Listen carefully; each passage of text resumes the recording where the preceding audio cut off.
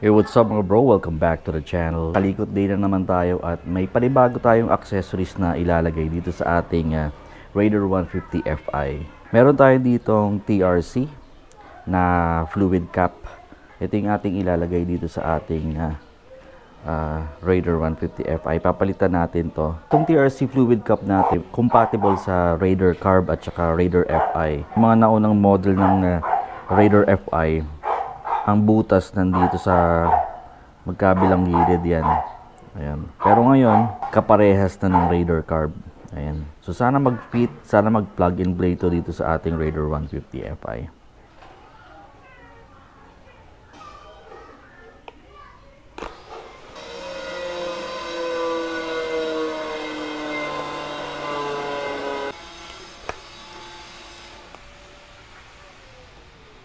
So tatanggalin na natin tong stock na fluid cap. Tanggalin lang tong dalawang bolt.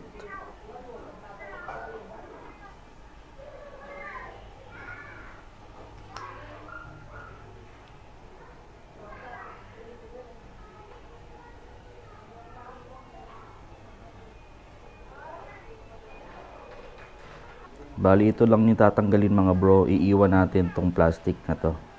Yan. Tapos ilagay na natin tong TRC oil cap. Ayan mga bro, plug and play. Fit na fit siya. Ayan, lagyan na natin yung dalawang bolt.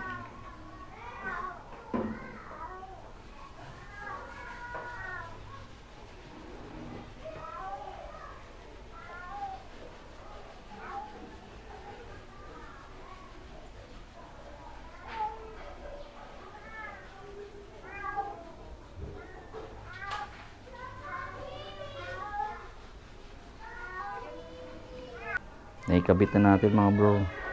Ganda ng quality ng TRC fluid cap na to, no? Napakakinis, tapos wala siyang sharp edges dito. Napakaganda ng pagkakagawa dito mga bro. So mas bumagay na siya rito.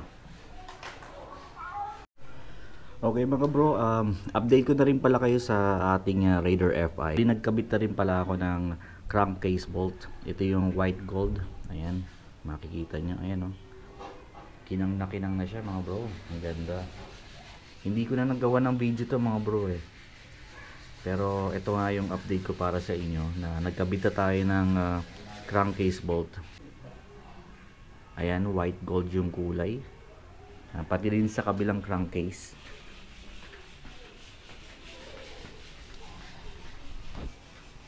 Ayan mga bro.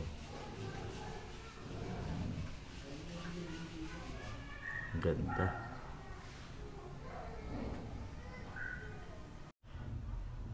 Alright mga bro, so ito na yung ating kinabit na TRC fluid cap dito sa ating Raider Fi.